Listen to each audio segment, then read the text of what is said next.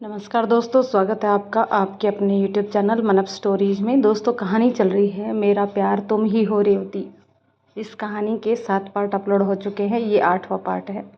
तो चलिए दोस्तों, इस 8वें पार्ट को शुरू करते हैं। कस्तूरी ने गला साफ करने के लिए सप्रयास कंठ ध्वनि की तो दुल्हन ने चौंक कर आंखें खोली। पलंग के बाईं ओर उसकी मामी सास खड़ी थी। उसने हड़बड़ाकर पलंग से उठने का प्रयास किया। सास ने आगे बढ़कर उसे रोक दिया और उसके पास बैठकर उसका चेहरा देखने लगी। घूंघट न होने के कारण दुल्हन का उदास और मुरझाया चेहरा देखकर वह परेशान हो उठी। रात भर रोते रहने और जागने से उसकी आंखें लाल और सूजी हुई थी। "के होया बींदनी, पूरी रात ही सोण ना दिया के?" उसने बींदनी का चेहरा ऊपर करके पूछा। उसने आंखें बंद कर ली, लेकिन 2 आंसू गालों पर फिसल आए। "बहुत तंग करी के राम जी ने?" उसने गर्दन झुका ली। "कोई बात ना, हिम्मत रख, 1-2 दिन में अच्छा लगने लगेगा। उठ के गर्म पानी से नहा ले, सारी थकावट उतर जाएगी। मन ने पानी गर्म कर दिया है, अभी तो सब सोए हैं। उजाला भी ना हुआ है तो गर्म गर्म पानी से तावड़ी से नहा ले। ये कपड़े बदल ले, खराब हो गए होंगे। मैं तेरे दूसरे कपड़े लेके आऊँ हूँ।" कस्तूरी ने दुल्हन को तो बहुत कुछ समझा दिया, किंतु उसे यह समझ में नहीं आया कि दूध भी वैसे ही रखा है और राम जी भी इतनी सुबह उठकर कहाँ चला गया। बींदनी ने कुछ जवाब भी नहीं दिया। खैर, नई नई है। उसने इस ख्याल को झटक दिया और गर्म पानी से उसे स्नान करवाकर दूसरे कपड़े बदलवा दिए। लेकिन उसके मन मस्तिष्क में खलबली मची हुई थी। घर के सदस्य और मेहमान स्नान आदि से निवृत्त होकर नाश्ता करके दूल्हा दुल्हन के कांगन डोरा खोलने की रस्म के लिए आंगन में जमा हो गए। दोनों के एक एक हाथ तथा पाँव में डोरा बंधा था। दुल्हन को दोनों हाथों से डोरे खोलने की अनुमति थी, लेकिन दूल्हे को केवल एक हाथ से ही इस बाजी को जीतना था। दुल्हन को उसकी सहेलियों ने समझा दिया था कि अपनी एमके को सबके सामने छकाने का शायद इससे उत्तम अवसर उसे फिर कभी नहीं मिल पाएगा। इसलिए वह पंडित जी द्वारा बांधे गए कांगन डोरे में आंकड़े का दूध भरकर उसे रोज और उलझा देती थी, ताकि लल्ला का डोरा खोलने में ही नानी याद आ जाए। काफ़ी मेहनत मशक्क़त के बाद डोरे खुले। उसके बाद एक बड़ी परात आंगन में रख दी गई।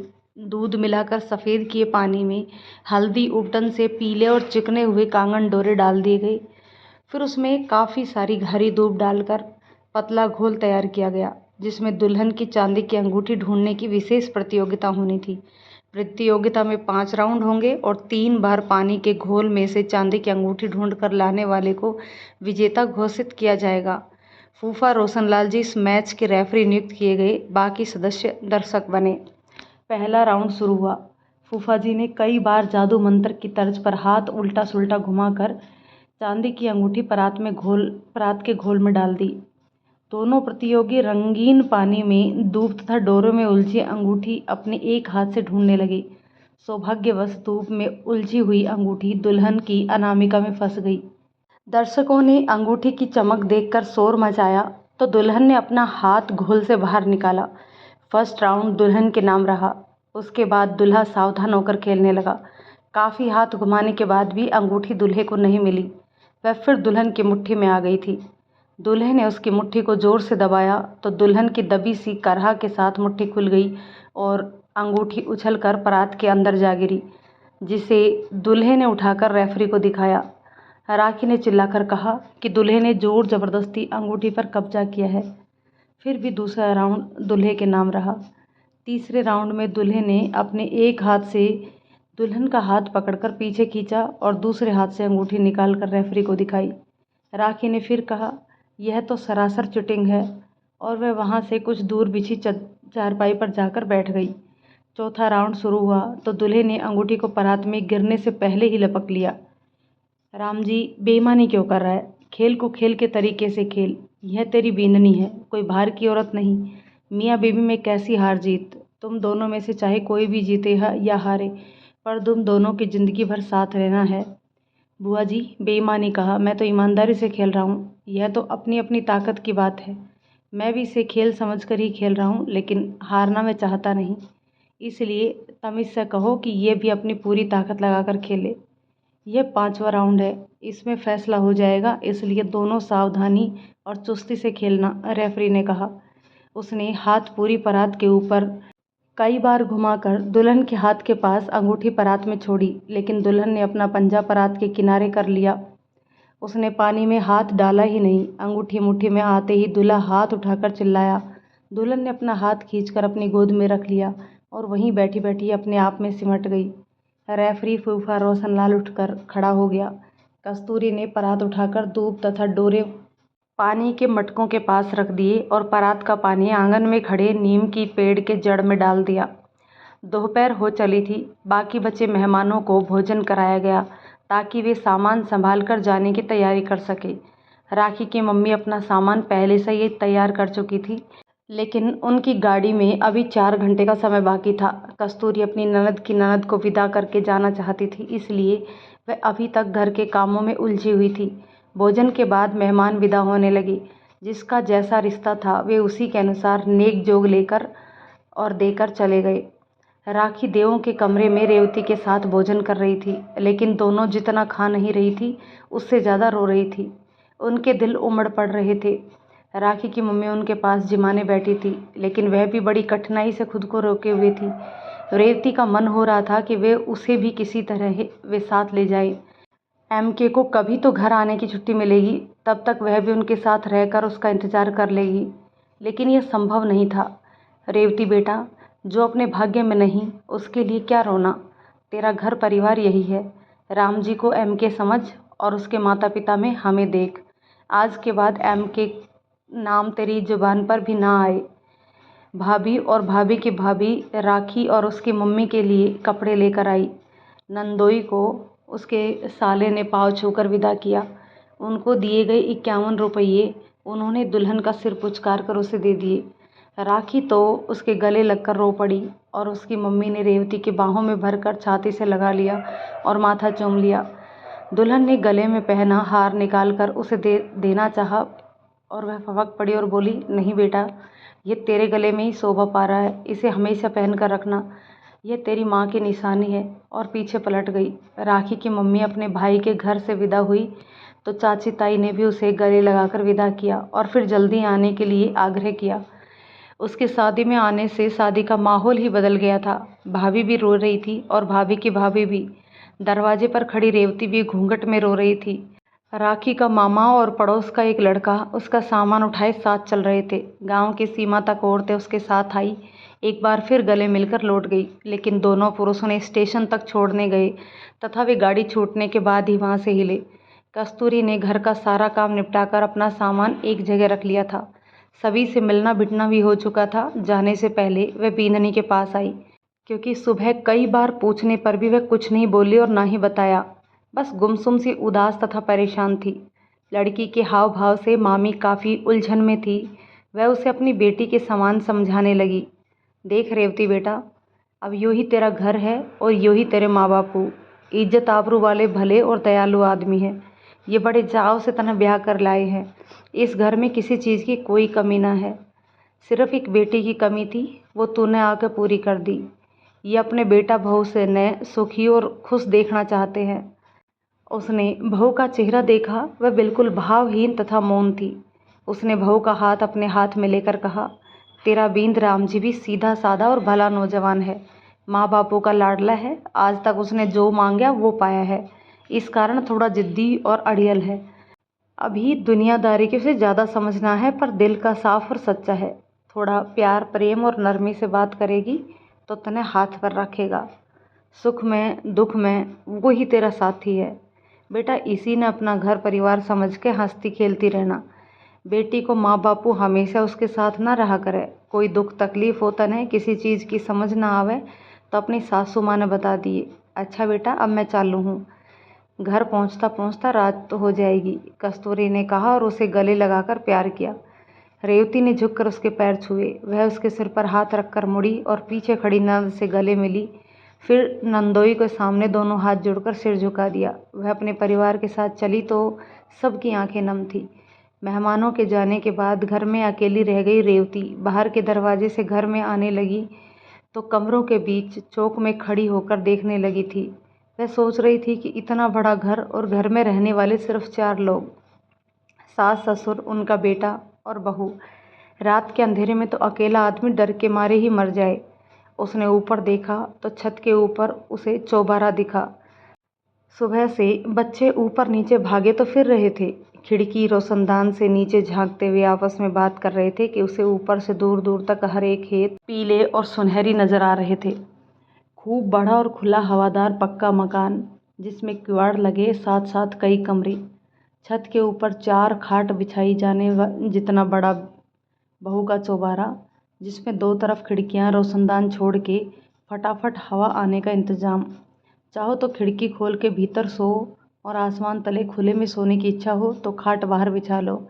चौबारे के आगे पीछे इतने बड़े घर की पूरी खुली छत, नीचे से ऊपर जाने की पक्की सीढ़ियाँ, और ऊपर आने वाले 2 ही जन। सास ससुर तो नीचे ही रहेंगे। घर के सामने 10 फुट ऊंची पक्की दीवारों के बीच 30-40 खाट बिछाई जाने लायक आंगन। आंगन के बीच में नीम का पुराना पेड़ और सामने लोहे का बड़ा दरवाज़ा। बाईं ओर पड़ोस में राम जी के बड़े भाई हरिराम का घर था। वह अपनी घरवाली चमेली, माँ बापू और राम जी की उम्र के छोटे भाई के साथ रहता था। उसके आगे पीछे भी उनके गोत्र के कुछ और परिवार रहते थे। दाईं ओर रेत गारे से बनी आदमकद दीवार से घिरा अहाता। खेत में काम करने वाले स्थायी मजदूरों तथा पशुओं के लिए काफ़ी बड़ा अहाता, जो नीम, सिरस और लहसुए के पेड़ से घिरा हुआ था। दिन में राम जी के साथ ही यहाँ फुटबॉल खेलते हैं। घर में कोई बड़ा काम हो तो 4 पहियाँ डालकर मेहमानों को इसमें बिठाने, नहाने, गर्मियों में सोने का प्रबंध किया जाता है। दौलतपुर गांव सुखराम के दादा ने बसाया था। वही गांव का मुखिया था और आधी से ज़्यादा ज़मीन का मालिक। कुछ ज़मीन उसने गांव बसाने के लिए मुफ्त में बांट दी थी और कुछ जाति गोत्र के भाई बंधुओं को दे दी थी। दौलतराम के नाम से ही गांव की पहचान है दौलतपुर। रेवती को एहसास हुआ कि वह बहुत देर से चौक में खड़ी है और मामी सास को विदा करने गए सास ससुर आते ही होंगे। इसलिए वह देवों के कमरे में आकर दीवार पर छपे स्वयं के पंजे को देखने लगी। पंजे में 4 उंगलियां तो पूरी नजर आती थी, लेकिन अंगूठा अधूरा ही दिख रहा था, और हथेली में रेखाएं तो जैसी थी ही नहीं। पूरी हथेली में केवल उभरे भाग पहाड़ से नजर आते थे, लेकिन बीच का भाग जो गहरा तालाब सा प्रतीत होता था। वह अपने हाथ में भाग्य रेखा ढूंढने का प्रयास करती रही, लेकिन कहीं कुछ नजर ही नहीं आता था। उस पर मेहंदी की मोटी परत जम गई थी। आंगन का बड़ा दरवाज़ा खुलने की आवाज़ आई। रेवती ने घूंघट सीने तक खींच लिया और सिमट कर बैठ गई। सासू माँ ने देखा तो उसके सामने बैठकर बोली, रेवती बेटा, अभी इतना लंबा घूंघट करके क्यों सिमटी बैठी है? अब कोई आने वाला ना है। तेरे बापू सा तो बाहर आंगन में लेटे हैं और मेहमान सब चले गए। घूंघट हटा दे और खुलकर सांस ले। अब तो मैं ही तेरे कने हूँ। तू अपनी माँ से भी घूंघट करेगी के? रेवती ने नीचे दबे ओढ़ने को खींचा और संभल कर नाक तक घूंघट ऊपर सरका लिया। बेटा, शर्म तो आंखों की है, कपड़ा तो फरेब है। यो तेरा अपना घर है और मैं तेरी माँ हूँ, फिर झिझक कैसी? हम दोनों तो सहेली बनकर रहेंगी तो जिंदगी ज़्यादा स्वाद लगेगी। रेवती ने आंखें उठाकर सास को देखा। उसे वहाँ ममता नजर आई। उसने सिर झुका लिया। बेटा, सारा दिन मैं गर्मी पसीने में बैठी उकता गई होगी। मैं पानी गरम कर दूँ, तू नहा ले। उसने कोई उत्तर नहीं दिया। वह उठकर चली गई और चूल्हे पर आग जलाकर पानी की हांडी उसके ऊपर रख दी। वह फिर लौट कर आई और बोली, बता अब क्या खावेगी? मीठे से तो मन भर गया होगा तेरा। तेरे वास्ते मैं गट्टे की चटपटी सी सब्जी बना दूँ। अच्छा, पहले तू नहा ले। गर्मी घुटन से दुखी हो गई होगी। बात करने भी मन ना करता होगा। नहा लेगे तो तेरा जी हल्का हो जाएगा। मैं देख का हूँ तेरा बापू जेठ जी की तबीयत पूछण जान की कहे था, वो गए कि नहीं? वह घर के बाहर आंगन में झांकने आई। चारपाई खाली थी और बाहर का बड़ा दरवाज़ा खुला। वह दरवाज़ा बंद करके रेवती के पास आई। लागे है वो चले गए। पानी गर्म हो गया होगा, मैं गुसल खाने में धर के आऊँ सू। तू संदूक में से दूसरे कपड़े निकाल ले। नहा के पहन लिए। सासू माँ बाल्टी में गर्म पानी डालकर स्नान घर में रखाई, लेकिन रेवती वैसे ही बैठी रही। क्या हुआ बेटा, तना संदूक माँ से कपड़े ना निकाले? कोई बात ना, मैं निकाल दूँ। तेरे संदूक में भी कपड़े हैं। वह चुप थी। कांगन डोरे के बाद दुल्हन के साथ आया दहेज का बक्सा चौक में खोलकर एक एक सामान सबको दिखाया गया। बक्सा ठसाठस भरा था। दूल्हे के अंगरक्षकों ने एक एक चीज़ का विवरण दिया। बक्से में दुल्हन के 2 जोड़ी कपड़े, दूल्हे के 5 कपड़े, पैंट, कमीज, तौलिया, रुमाल, जुराब, सास और उसके जेठ जेठानी के कपड़े, दुल्हन के मामा मामी फूफी सास का ओढ़ना कमीज, दैनिक उपयोग की चीज़ें, बड़े 11 बर्तन, एक रिजाई गद्दा और चद्दर थे। गांव के जमादार और चौकीदार का रुपया, विदा की थाली में 101 रुपये नगद और मिठाई कसार की मटकी अलग रखी थी, जिसे उपस्थित लड़के लड़कियों ने खोलकर आपस में बांट लिया। रिश्तेदारों के कपड़े कंबल तत्काल उन्हें दे दिए गए ताकि विदा होने से पहले उन्हें संभाल कर रख ले।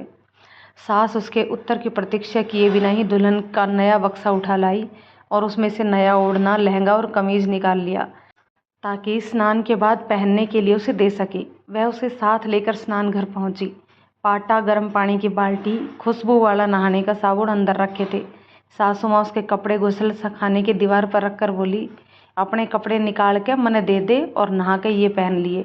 बाहर का दरवाज़ा बंद है, मैं नज़दीक ही खड़ी हूँ, तो आराम से नहा के कपड़े पहन के बाहर आइए, घबराने की ज़रूरत ना है।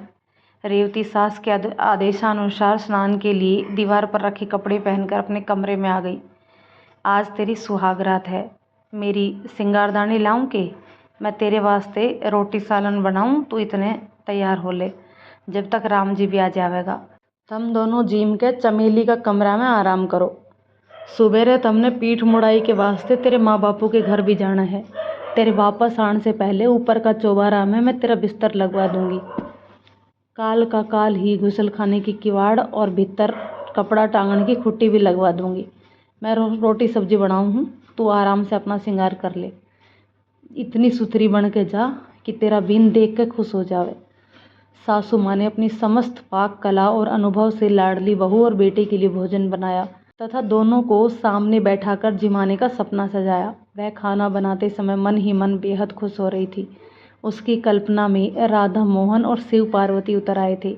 आज वर्षों पश्चात उसके अरमान साकार हो रहे थे, इसलिए आज वह भूत भविष्य सब भूलकर केवल वर्तमान को ही जी भरकर जी लेना चाहती थी।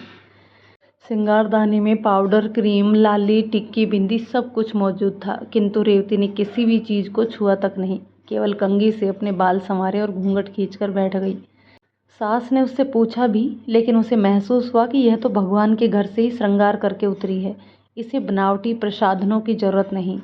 राम जी का सुबह से ही कुछ अता पता नहीं था। रखे रखे भोजन भी ठंडा हो रहा था। दोपहर में भी भीड़ भड़ाके में दुल्हन ठीक से खा न सकी थी। दूसरा कोई पास न था कि वह दुल्हन के साथ उसे बैठाकर खाना खिला सके, इसलिए उसने हरिराम के छोटे भाई नंदू को राम जी का पता लगाने उसके दोस्तों के घर भेजा।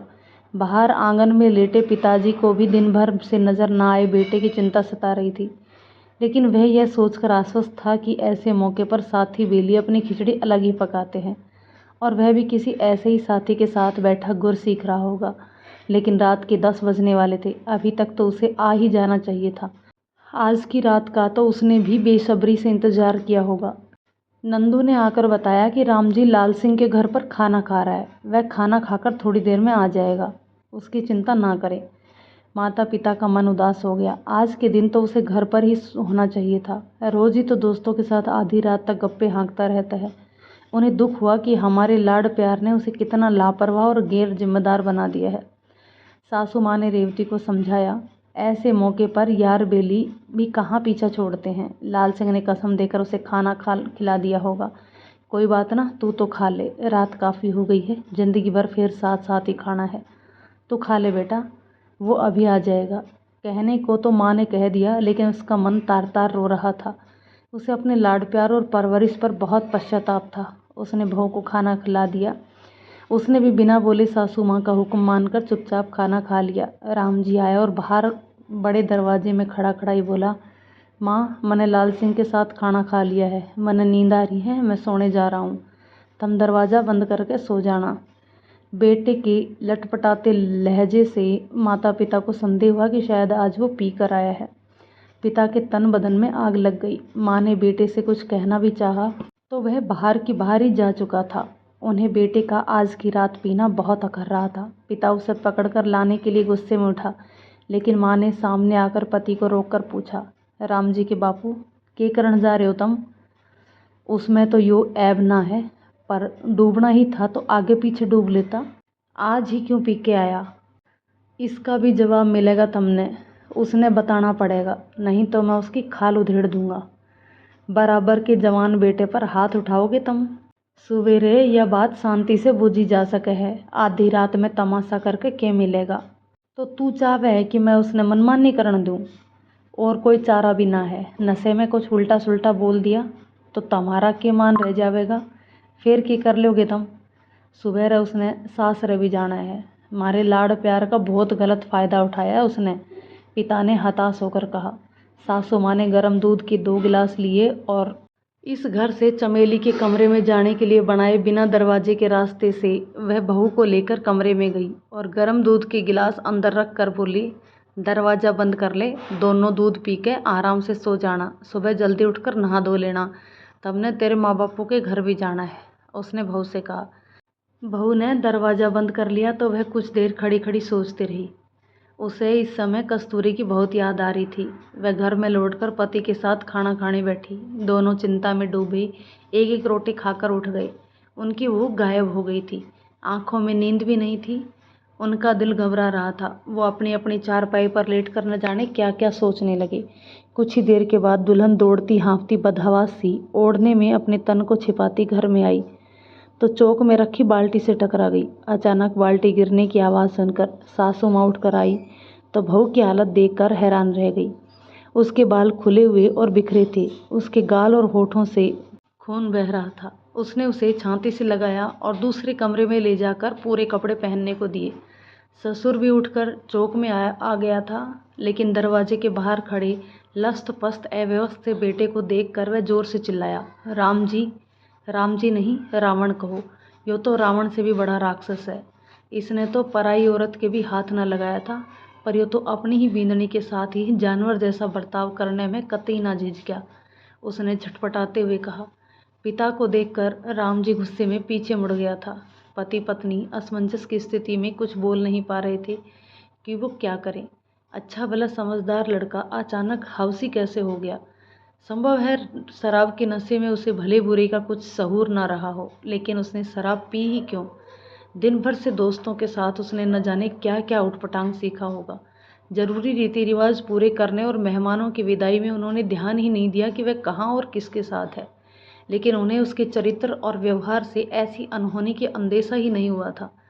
सब काम तो उसने हंसते खेलते ही पूरे किए थे, किसी से कुछ कहा सुनी भी नहीं हुई थी। फिर क्या कारण था कि वह सब कुछ भूल गया था? राम जी उन्हें देखकर दरवाजे से वापस लौट गया। पिता उसके पीछे जाने लगा तो पत्नी ने उन्हें रोककर उनकी चारपाई के पास ले आई। अभी इसको सोने दो, सुबह बात करेंगे। मैं दूसरे कमरे में बींदनी के साथ हूँ। मैं उसने प्यार तब बुझूंगी कि उसकी लड़ाई झगड़ा हुआ कि कोई तो बात हुई ही होगी। हो सके है बींदनी ने कोई चुभती बात कह दी हो, जिस करके उसने गुस्सा आ गया होगा। उसने हाथ उठा दिया। तुम लेट जाओ, मैं बात करके देखूंगी, उसने पति से कहा और बहू के पास आ गई। वह घबराई हिरनी सी सिमटी बैठी थी। रेवती बेटा, राम जी ने क्यों मारी? गांव बगड़ के दूसरे छोरा जैसा तो ना है मेरा राम जी। तेरी किसी जिद पर उसने गुस्सा आ गया होगा। तने कोई चुभती बात कही थी कि किसी बात पर गलती से भी हाथ उठ जावे है? कोई बात ना, तेरा बींद है। पहले दिन ही औरत ने जुत्ती तला रखने का किसी ने गुरुमंत्र भी सिखा दिया होगा। शायद पी के भी आया था, लागे है होश में ना था। पी के कब आया? रेवती सोचती हुई मौन थी। सुबह सवेरे मुंह अंधेरे ही उठकर रेवती ने स्नान किया और तैयार होकर बैठ गई। उसे कलेवा करने को कहा गया, लेकिन कुछ भी खाने की उसकी बिल्कुल भी इच्छा नहीं थी। फिर भी सासू माँ के कहने पर केवल दिखावे के लिए उसने मन मारकर मुंह झूठा किया। वह तो राम जी के रात के हवसी व्यवहार से आहत और दुखी थी। शायद एमके से मिलने के बाद ही उसने रेवती को तंग करना शुरू किया था, लेकिन एमके कब आया और कब गया उसे भनक तक ना लगी। गांव का मुखिया और सम्मानित व्यक्ति सुखराम अपने बेटे के रात के व्यवहार से चिंतित था। राम जी को ऐसा कोई व्यसन न था जिसके चलते गांव बगड़ या उसके स्कूल में कभी कोई शिकायत आई हो। दोस्तों के साथ खेलना कूदना उसे अच्छा लगता था। पढ़ाई में भी ठीक ठाक ही था। 9वीं कक्षा तक वह लगातार पास होता रहा। अभी 10वीं कक्षा में पहुंचा था, क्योंकि लाड़ चाव से माता पिता ने ही 9 साल का होने पर उसे स्कूल में भेजा था। बड़ी भाई के बेटे हरिराम ने अपनी पत्नी की सहेली को देखकर राम जी के रिश्ते का प्रस्ताव रखा था। जयरामपुर की सबसे सुंदर लड़की को अपने बेटे की बहू बनाने के लिए वह अपने खर्चे पर ही शादी को सहमत भी हो गए थे। इस रिश्ते से वे खुश भी बहुत थे, लेकिन पहली ही रात अपने बेटे की अशोभनीय हरकत से वे परेशान और दुखी बहुत थे।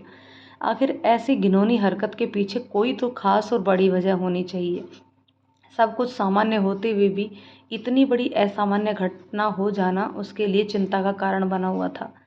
दुल्हन के लिए तैयार की गई बैलगाड़ी की डोली में 3 आदमियों के लिए दोपहर का खाना पानी और बहू बेटे को 2 जोड़ी कपड़े छोटे संदूक में रखकर दूल्हा दुल्हन को पीठ मुड़ाई के लिए रवाना कर दिया गया। खेत में काम करने वाले भैरू बैल हाँकने के लिए गाड़ी के जुए पर बैठा था।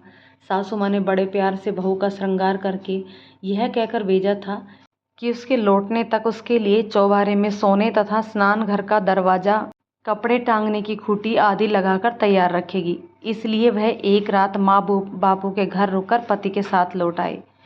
डोली में बैठी रेवती सोच रही थी कि भगवान ने देने के नाम पर उसे सब कुछ दे दिया। खाता पीता बड़ा घर, इज्जत आबरू वाले प्यार करने वाले सास ससुर, कपड़े गहने, मगर वह नहीं दिया जिसके लिए वह अपने माता पिता और घर गांव सब पीछे छोड़कर आई, जिसके साथ वह भूखी प्यासी रहकर भी हंसी खुशी जिंदगी बिता सकती थी। भगवान ने पूरी दुनिया उसे दे दी, पर वह नहीं दिया जिसके बिना सब कुछ सूना सूना और नीरस और उदास लगता है। जयरामपुर का राजकीय मिडिल स्कूल आज गुलजार है। सजी सजाई बैलगाड़ी देखकर बहुत बच्चे बाहर निकल आए और कुछ तो रेवती के माँ बापों को बताने के लिए उसके घर पहुंच गई। डोली घर के सामने पहुंची तो माता पिता ने बेटी दामाद का स्वागत किया और जमाई राज को नए बनाए घर में चारपाई पर बढ़िया बिस्तर बिछाकर आदरपूर्वक बैठाया। थाली में लड्डू और लोटे में ठंडा शरबत रखकर सासू माँ हाथ पंखे से हवा करने लगी। रेवती का बापू चारपाई के साथ जमीन पर बैठकर समधियों की राजी खुशी का समाचार पूछने लगा। कमली, चिमटी, बर्फी राजी सहेलियाँ रेवती के आने की खबर सुनकर दौड़ी दौड़ी आई और उससे गले मिलकर उसकी ससुराल के बारे में पूछने लगी। चमेली भी सब काम छोड़कर भागी आई। हरिराम किसी काम से गांव में गया हुआ था। रेवती की शादी की तैयारी में वह गांव के जमाई के बजाय इमरती का बेटा और गांव का प्यारा सदस्य बन गया था। वह गांव भर में किसी भी घर में कुछ भी मांग लेता तो वे उसे वह चीज़ दे देते और देकर खुश हो जाते। चमेली तो पैदा ही इस गांव में हुई थी, इन्हीं गलियों में नंगी घूमती थी और किसी भी घर में घुस जाती थी, इसलिए सब उसे चूहिया कहकर बुलाते थे। लेकिन रेवती के बड़े घर में शादी करवा कर वह पूरे गांव बगड़ में सबकी चहेती बन गई थी। चमेली ने रेवती को बाहों में भरकर प्यार किया और उसकी जेठानी होने के गर्व से भरकर पूछा, क्यों रेवती, कैसी लगी तने तेरी ससुराल? घर बार, सास ससुर और उसके ठाठ बाट। तेरी सासू माँ तो तने देख के अपनी सुध बुद्धि भूल गई होगी, और तेरी मामी सास कस्तूरी, वाह तो तने चाटे बिना ना मानी होगी। मेरे ब्याह में भी वह आई थी कि जनानी है जैसे गजब का घोड़ा, सारा दिन हंसती रहे है और दूसरे ने भी खूब हंसा हुआ है। उसका तो कहीं पा भी ना टिकता, सारा दिन चकली सी भागी फिरे है। दूसरा ने तो वह काम के हाथ ही ना लगान दे, खुद ही सब काम कर ले वह है। तने गोदी में उठाई कि ना? रेवती, बाई जी की माँ तेरी फूफी सास कैसी है? शहर की रहने वाली है, खूब सुथरी और समझदार होगी। मेरी तो मन की मन में ही रह गई, ना मिल पाई उससे। यहाँ का सारा काम भी समेटना था। रेवती, तू बोल क्यों ना रही? आई जब से मैं ही बकबक करे जा रही हूँ। बोल मेरी लाडो, कुछ तो बता। तेरी पहली रात कैसी बीती? छोरी, तने होया के है? किसी बात का कोई जवाब ही ना दे रही। उसने रेवती का चेहरा अपनी हथेलियों में भरकर करीब से देखा। उसके गाल पर दांतों का बड़ा चक्कल और नीचे के होठ का बायां हिस्सा कटा हुआ नजर आया। वह देखकर ही सिहर उठी। गर्दन जोर से दबाने के कारण पड़े उंगलियों के निशान स्पष्ट नजर आ रहे थे। ऐसा प्रतीत होता था जैसे किसी जानवर ने उसे नोचा हो। राम जी से तो उसे ऐसी उम्मीद ना थी। वह तो पढ़ा लिखा समझदार लड़का है, लेकिन सामने जो दिख रहा है उससे तो लगता है कि लड़की का बड़ी बेरहमी से बलात्कार हुआ है। चमेली ही नहीं, उसके साथ अन्य लड़कियां भी रेवती की हालत देखकर सहम गई थी। चमेली का मन हुआ कि अभी जाकर सास ससुर का देवता बना बैठा राम जी का गिरेबान पकड़कर पूछे कि गांव की सबसे सुथरी छोरी तना काट काट कर खाण वास्ते दी थी, लेकिन सबके सामने एक नेक और दयालु इंसान की बेटे के कारण फजीहत ना करने के विचार से वह चुप रह गई। उसने दुखी स्वर में रेवती से कहा, माफ़ कर दे बहन, तेरी गुनहगार मैं हूँ, पर मैंने पता ना था कि भोले भाले मासूम छोरे में खूंखार भेड़िया छिपा है।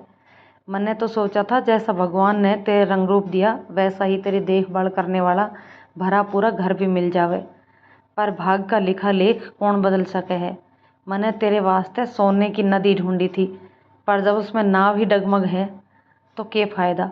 तू कुछ तो बता रेवती, राम जी ने तेरी ऐसी हालत क्यों करी? तने कुछ उल्टा सुल्टा बोल दिया था कि? रेवती, तू ना बोलेगी तो किसी ने क्या पता पड़ेगा कि तेरे साथ क्या हुआ।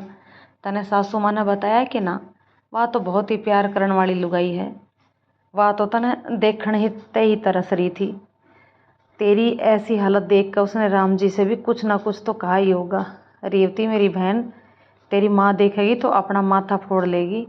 इससे तो अच्छा था कि किसी गरीब घर में बेटी दे देती, कम से कम छोरी रूखी सूखी खा के कुछ दिन तो जी लेती। गरीब के घर में हंस बोल के बात तो कर लेती, पर जिंदा आदमी का कच्चा मांस खाने वाले जानवर के तेज पंजे और उसका खून भरा जबड़ा तो बच्चे की बोटी बोटी करके ना खाते। मैं बहुत शर्मिंदा हूँ रेवती, मैं तने किसी हवाई बंगले में फंसा कर आ गई। उसकी आंखें नम हो गई थी। रेवती उसके सामने बुत बनकर खड़ी थी। रेवती, कुछ तो बता, तने कोई चुभती बात कह दी थी कि जिससे उसने गुस्सा आ गया हो और वो मार पिटाई पर उतर आया हो? वो ठीक ठाक होश में तो था, किसी से लड़ाई झगड़ा के तो ना आया था? कई बार आदमी अपने होश में ना होता। कि उस रात पी के आया था? रेवती मौन थी, उसे पता ही नहीं चला कि पी के कब आया था और कब गया। चमेली का दिल बैठा जा रहा था, उसकी सांस ऊपर नीचे होने लगी थी। वह अपनी पहली रात याद करके सिहर उठी। राम जी हो या हरे राम, मर्द तो सारे एक जैसे ही होवे हैं, हवस में जानवर बन जावे हैं। उसने के बुरा हाल करा था उसका। जी में तो आया था कि सब कुछ छोड़ छाड़ कर उसी वक्त माँ बापों के घर भाग जावे। और भागने से दो कुलों पर धब्बा ला गया था, मन मार कर सब सहना ही पड़ा था। फिर बेचारी रेवती के कर लेती, औरत के भाग में दुख झेलना ही लिखा है। ठंडी सांस खींची उसने और फिर पूछा, भूख तो लगी होगी, तू बैठ, मैं रोटी सब्जी बनाऊं हूँ, उसने कहा और खाना बनाने में व्यस्त हो गई। मोमबत्ती अपनी बेटी को देखने के लिए बेचैन हो रही थी। उसने घूंघट में से ही अपने पति से कहा, ये घर से सुबह तावड़े निकले होंगे, खान का वक्त हो गया है, मैं रोटी पानी का इंतजाम करूँ, तुम जमाई राजकन बैठ के बतलाओ। वह हाथ पंखा बल्लू को पकड़ाकर रेवती के पास दूसरे कमरे में आ गई। माँ को देखकर भी रेवती नहीं उठी, वह वैसे ही सिमटी बैठी रही। मोमबत्ती ने खुद आगे बढ़कर बेटी को गले लगाया, लेकिन रेवती के हाथ स्थिर और बेजान थे। उसके दिल में दुल्हन बनने का जोश तथा सुहागिन होने का उत्साह बिल्कुल न था। मोमबत्ती ने बेटी का चेहरा देखा तो अवाक रह गई। उसने अपनी बेटी को गांव के भेड़ियों से बचाकर उसे बाग के पिंजरे में बंद कर दिया था। उसकी आत्मा चीत्कार उठी और उसने बेटी को कसकर छाती से लगा लिया, मानो वह उसे सबसे बचाकर अपने दिल में छुपा लेना चाहती हो। किंतु उसकी इतनी हैसियत ही नहीं थी कि वह उसे अपने बलबूते पर अपने सामने रख सके। और अब तो वह किसी के एहसान के नीचे दबी है, जिसने गरीब की लाज को अपने मान सम्मान और रुतबे के गढ़ में सहेज कर रख दिया है। अब वह गरीब समधन बनकर वहाँ आदर सम्मान पा सकती है, किंतु प्रतिकार करने के लिए वहाँ तक नहीं पहुँच सकती। गांव बिरादरी की बात होती तो वह भूखे नंगे भी उसकी बेटी को टेढ़ी नज़र देखने वाले को पीते पानी कर देती, लेकिन अब वह लाचार और असहाय बेटी को उसके भाग्य पर ही छोड़ सकती है। फिर भी वह इतनी असुरक्षित तो नहीं है कि कोई उसका वारिस ही ना हो। अपनी मान मर्यादा की तो उन्हें भी परवाह होगी ही। उसे गांव बगड़ में सामने ना आने देंगे। बच्चे जवानी की जोश में भूल कर देवे हैं तो उन्हें इशारों से समझा भी दिया जाते हैं। मोमबत्ती ने ठंडी सांस ली और बेटी का मुकद्दर मानकर बेटी दामाद की सेवा में लग गई। रात को आस पड़ोस और बगड़ की लड़कियां और महिलाओं को दामाद के जीमते समय गीत गाने के लिए बुला दिया गया। दामाद के लिए उजले चावल और हरे मूंग की दाल बनाई गई। गेहूं के पतले पतले मंडे घी बूरा के साथ परोसे गए। लड़कियों ने जी भरकर जीजा गाया और उसके लखपति बाप का गीतों में काफ़ी गुणगान किया। मेरे दादाजी की भीड़ी भीड़ी गलियां, ढलवे की हथनी न नावड़े, कहे तो समधी पाछा घेर जावा, कहो तो बड़ तले उतारा, क्या न तो समधी पाछा गिर जाओ, क्या न तो बड़ तले उतारो। बिड़ सकड़ कड़ के ढड़वो ढूको लो, अब के चिड़ास गड़ सा मोकड़ो। चमेली तेरा ससुरा बहुत बड़ा आदमी है कि जो बारात भी हाथियों पे आई है, तेरे तो भाग खुल गए। बर्फी ने सबसे सुंदर और अपनी प्यारी सहेली को जीजा के लिए अनमोल रत्न बताकर उसे हमेशा अपने कलेजे से लगा कर रखने की सलाह भी गीतों के माध्यम से दी। जीजा के प्रति समर्पण के लिए भी गीत गाए गए। एक कमली, तू वो अड़ी भीड़ वालों गीत गाना। जीजा ओ अड़ी में आड़ी आऊंगी, जब बोले खड़ी में पाऊंगी, जय मेरे जीजा ने भूख लगेगी, लड्डू जलेबी बन जाऊंगी। ए कमली, जीजा खा गया तो क्या करेगी? सब हंस पड़ी। जब मेरे जीजा ने भीड़ पड़ेगी, बाजरा खड़ी बन बिक जाऊंगी। तू जीजा के साथ ही चली जाना। जीजा से मखौल करने के लिए उसे साड़ियों के लिए ऐसे ऐसे दुरूह कार्य करने का आग्रह किया जो सामान्य व्यक्ति की पहुंच से बाहर थे। जीजाओ अंबर की चूंदड़ी मंगा दे, गोटा लागण दे बिजली का, साड़िए ऐसा जुलम मत करिए, गोटा ना लागे बिजली का। जीजाओ धरती का दामन सिला दे, लावण लगन दे रस्ते की, साड़िए ऐसा जुलम मत करिए, लावण ना लागे रस्ते की। आखिर में वे मूंगफली बतासे खाती और हंसती खिलखिलाती जीजा को निमंत्रण दे गई कि उनके गांव के आम जरूर चखना। सुबह मोमबत्ती ने दामाद के साथ उसके बड़े भाई हरिराम को भी बड़े मान और मनुहार से भोजन कराया और उनका हल्दी चावल से तिलक करके 2-2 रुपये दिए। रेवती और चमेली को भी एक एक जोड़ी कपड़े के साथ 2-2 रुपये देकर विदा किया। गाड़ी में बैठने से पहले माँ ने बेटी को गले लगाकर शिक्षा दी कि अपने सास ससुर और मर्द की सेवा में कभी कोई आलस और नाफरमानी मत करना। उसकी चुभती बात भी प्रसाद समझकर स्वीकार करना और चुपचाप पी जाना। आधी रात में भी जो कोई काम बतावे तो हंस कर करती रहना। हौले हौले सब ठीक हो जाएगा, किसी से कभी पलट के जवाब मत देना, इसी में तेरी और हमारी सुख शांति है। पति पत्नी ने चमेली और हरिराम के सामने हाथ जोड़कर धन्यवाद दिया और कहा, रेवती को अपनी छोटी बहन मानकर इसकी भूल चूक माफ़ कर देना, इसने अब तुम्हारा ही सहारा है। उसने बेटी को एक बार फिर कसकर छाती से लगाया। बल्लू ने सिर पर हाथ रख दिया। रेवती और चमेली डोली में बैठ गई। राम जी और उसका भाई साथ चलने लगे। भैरव गाड़ी के जुए पर बैठकर बैलों को हाँक रहा था। रेवती जीवन के दुर्गम सफ़र पर निकल पड़ी थी। सासू माँ ने आगे बढ़कर अपनी दोनों बहुओं को बहुत ही प्यार और सम्मान पूर्वक डोली से उतारा। चमेली ने काकी सास के पाँव दबाए तो रेवती ने भी उनका अनुसरण किया, लेकिन सासू माँ ने उसे गले लगाकर चूमा और उसके छत विछत चेहरे को प्यार से सहलाकर संतोष की सांस ली कि उसके जख्मों पर उसके ही रक्त की परत जम गई है, जो कुछ ही दिनों में ठीक होकर सामान्य होकर विस्मृत हो जाएगी।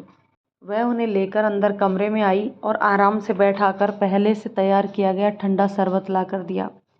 चमेली ने भी 10 साल बाद एक बार फिर दुल्हन बनने के एहसास का आनंद लिया। इंसान की फितरत है कि उसे खुशी मिले या गम, वह बहुत जल्दी भूल जाता है। बेशक वो ही कालांतर से उसकी स्मृति में उभर कर चाहे उसे जीवन भर हर्षित या फिर निराश करता रहे, किंतु तत्काल वह किसी भी कारण से भूल जाना ही उचित समझता है। सासू माँ ने भी रेवती के साथ हुए अत्याचार को भूलकर सब कुछ ठीक ठाक है की तर्ज पर फिर बहू को लाड़ प्यार से बहलाने का प्रयास शुरू कर दिया। चमेली खुद आगे बढ़कर सबके लिए भोजन तैयार करने लगी। सासू माँ ने उसे बताया कि शादी की गहमा गहमी में रसोई का सामान इधर उधर हो गया है। वह अनुभवी और घर के कोने कोने से परिचित है, इसलिए वह ज़रूरत की चीज़ खुद ढूंढकर उसको उचित स्थान पर रख दे। सासू माँ बहू को निवृत्त होने के लिए स्नान गृह में ले गई और उसके बाहर दरवाज़ा लग चुका था और कपड़े टांगने के लिए कई खुटियाँ भी अंदर नजर आ रही थी। बहू फारिग होकर आ गई तो सासू माँ उसे छत पर लेकर गई। चौबारे में बड़ा पलंग डालकर उस पर रुई का मोटा गद्दा बिछाकर मशीन की रंग बिरंगी बेल बूटों से बनी सफ़ेद चादर और वैसे ही 2 तकिए भी रखे थे। एक जंगले में पानी का एक कोरा मटका तथा गिलास रखा था। चौबारे के पीछे खेतों की तरफ 5 फुट ऊंची दीवार खड़ी करके छोटा सा गुसलखाना बना दिया था, जिसमें यदि पानी गिरे तो वह पतनाले से खेत में ही गिरे। वहाँ पानी का पुराना मटका भी रखा था। उसका विचार था कि यह सब देखकर बहू पिछला भूल जाएगी और हंसी खुशी उसके बेटे की जाति भी स्वीकार कर लेगी। सांझ होते होते चमेली ने खाना तैयार कर लिया था। सुखराम ने अपने बड़े भाई को भी खाने पर बुला लिया था। हरिराम ने राम जी को भी उसके साथ बैठाकर भोजन करवाया। सासू माँ और दोनों बहुओं ने साथ खाना खाया। चमेली ने झटपट बर्तन मांजकर रसोई का काम निपटा दिया और सासू माँ से आज्ञा लेकर अपने घर जाने लगी तो सासू माँ ने उसे एक तरफ ले जाकर राम जी को बेजा हरकत न करने के लिए समझाने को कहा। दोस्तों, कहानी के इस पार्ट को भी यहीं ख़त्म करते हैं। मिलते हैं कहानी के नेक्स्ट पार्ट में। तब तक ये कहानी आपको कैसी लगी कमेंट करके ज़रूर बताइएगा। यदि कहानी पसंद आए तो लाइक शेयर कर दीजिए। चैनल पर नए हैं तो प्लीज़ चैनल को सब्सक्राइब कर लीजिए। तो चलिए दोस्तों, मिलते हैं कहानी के नेक्स्ट पार्ट में। तब तक के लिए शुक्रिया।